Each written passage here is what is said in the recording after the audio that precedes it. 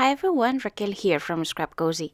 Today I wanted to share with you 4 quick cards that I created with my January 2019 new stamps and stencils that I released with PaperArtsy. I'll be using Distress Oxide inks and Grunge Paste to get these smudge and bumped effects. These are the new stamps, ESC17 and ESC18, and these are the new stencils, and as you can see they have lots of quotes and different patterns. So we will start with this one, which is PS134, and we will create this card. Okay, let's get started. So first I need a selection of Distress Oxide inks, and I'm using Walnut Stain, Vintage Photo, Faded Jeans and Aged Mahogany, as well as Forest Moss. So I'll work with one ink at a time, and then I'll use, for each card I mean, for this one I'm using Vintage Photo as a base, and then you'll see that for the edges I'll use Walnut Stain. So the idea here is you pick a stamp and you stamp on your surface. This is a smoothy paper that I'm using by PaperArtsy. I make sure I thoroughly stamp my stamp there and I get a good impression, and then with a piece of cotton dry foam or a sponge dauber I smudge it. Okay, it's very important that you do it. You stamp and you smudge. You stamp and you smudge. Don't stamp everything at once and then try to smudge because the ink will be dry. Okay, we are just using the fact that this ink dries slowly, and it dries slowly more the pigment side of it rather than the dye. So the dye defines your image, and then the pigment is still there that you can move it around to kind of color the background or whatever you want. Depending on how juicy your ink pad is, you will get more or less effect. But basically, yeah, you just stamp and then while it's wet, move it around. And don't be afraid. The more you move it around in circular motion, the better. If you do it very carefully and just a stroke or something, it will not be that good. So now I got some of the ink from the stamp and I apply it on the edges. And then I wanted to apply it in between the flowers, but there was very little spot. So instead of using that cotton dry foam, I moved to a different applicator. This is used to put some, well, you know, the eyeshadows. But I don't use them very much, so I just had it there and then I use it to apply the ink. So I'm leaving in purpose all my flowers kind of whitish, because then they will pop up more. If you covered the entire surface with ink, it would look very plain, basically. Okay? So I'm just adding that ink over there and making sure that I make like that background pretty dark. And then once I finish with that one, I'll move on to Walnut Stain to add a darker shade of brown to the edges. And that will also make my eyes to focus on the center of the card, so it's kind of like a frame. So that step is done. And now we're going for the bump effect and the shadow effect. I'm using here archival ink Acorn, which is pretty dark, but it's not as juicy as I wanted the ink pad, so the shadow that it gets me is not a lot, but well, it is some. You will see that I swapped to a different ink for the other cards.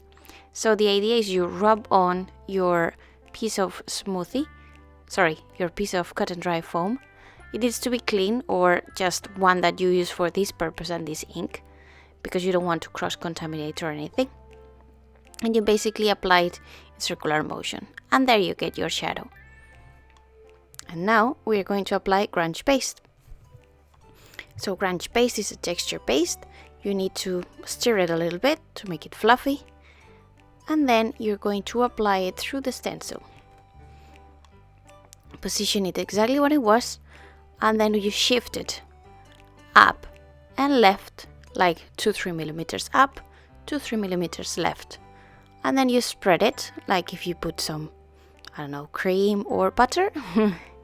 And you clean perfectly your stencil. Make sure that you remove everything from the top. Then if you want, you can touch the Grunge Paste a little bit. That will give it even a more texture. And then there you go. You have a shadow. So I'm just mounting this on a piece of cardstock, and I'm coloring the edges with the same ink that I used, Vintage Photo. So I'm just going to use my ATG gun to attach these two pieces. You can also use double-sided tape adhesive or whatever you want. So one card is done, and this is the result. Do you like it? Here I put some water afterwards. You'll see that I will make all these inks react at the very end as a last step. So you'll see all those drops. But now let's move on to the next stencil. Bloom like a rose, and be curious and follow your truth. So I'm using that quote over there.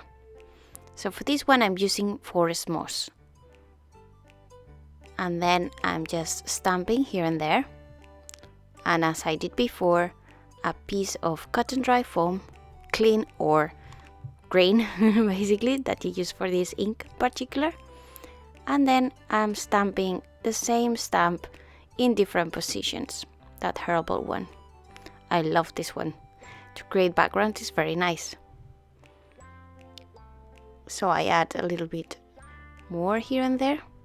You can see that with one stamp you can just cover the entire surface. But then I decide to incorporate the butterfly as well.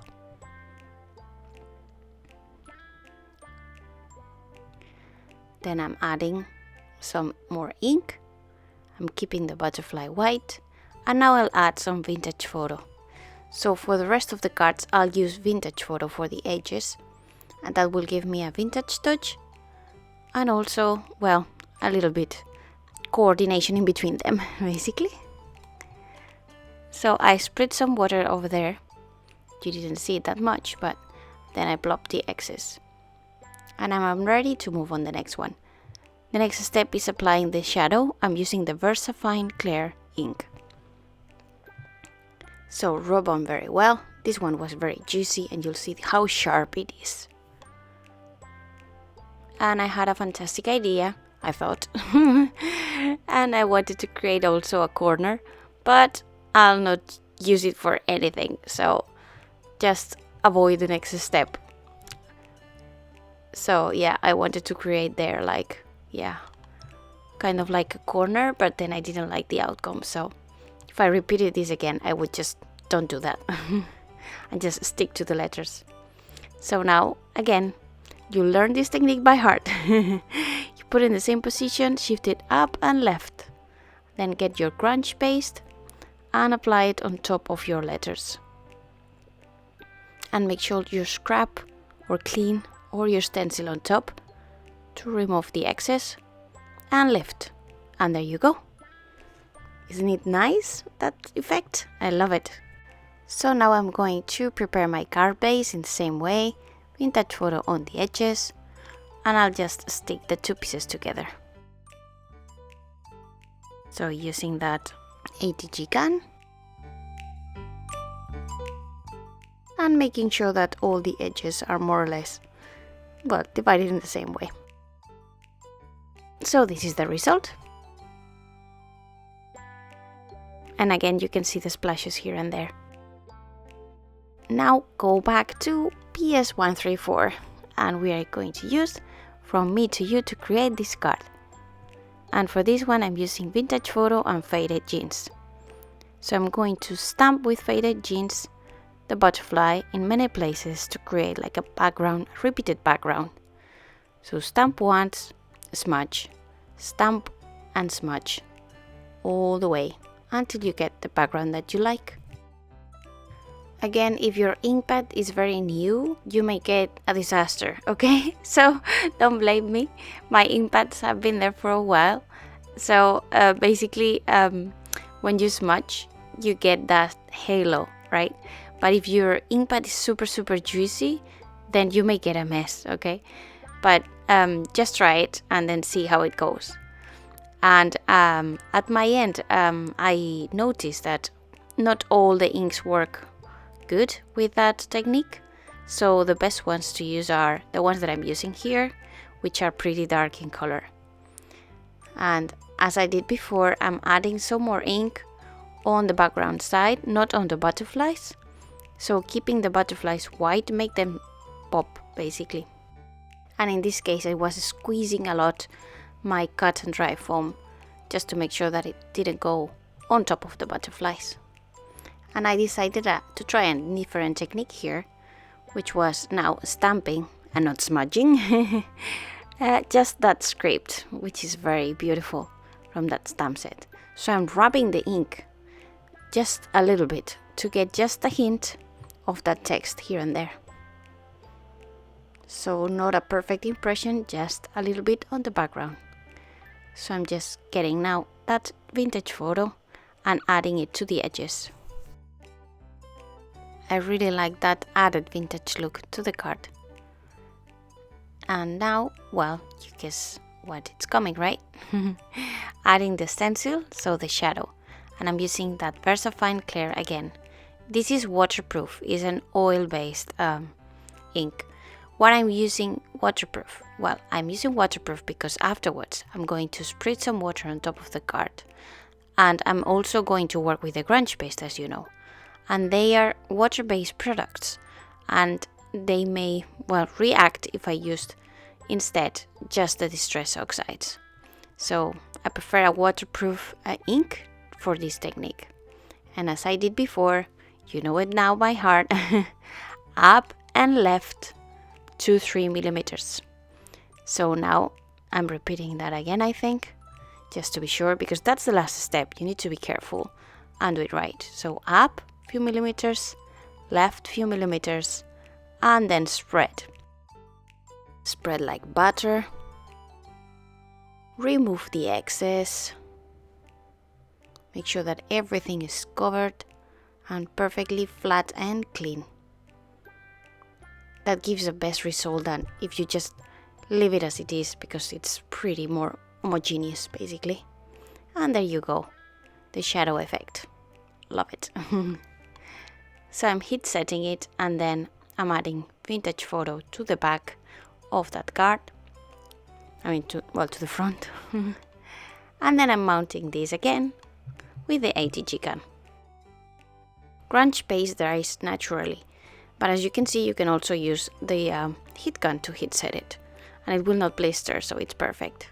And here you see the drops that I will apply on the final card at the very end. I love how it turned out. So now PS133. And we're going to create this final card. And for this one, I'm going to use H Mahogany as a main ink. So I'm just stamping my butterfly, new piece of foam, and smudge it.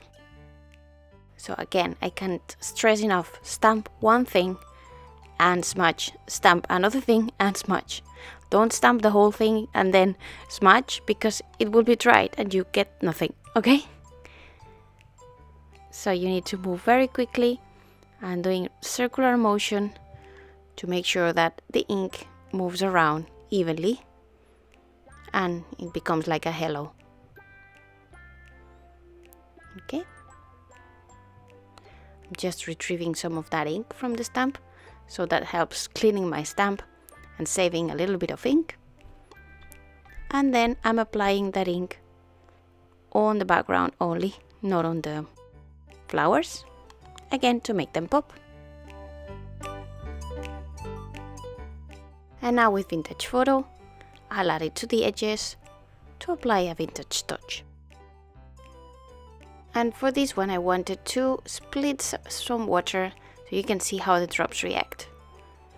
So you get that there, you heat set with a heat tool, and you see how the drops act like bleach and start oxidizing also that ink. So that's the oxide effect basically. And now we move on to the shadow part of it, so creating the bloom like a rose using the VersaFine Clear ink, which is waterproof. It's very sharp, I just love it.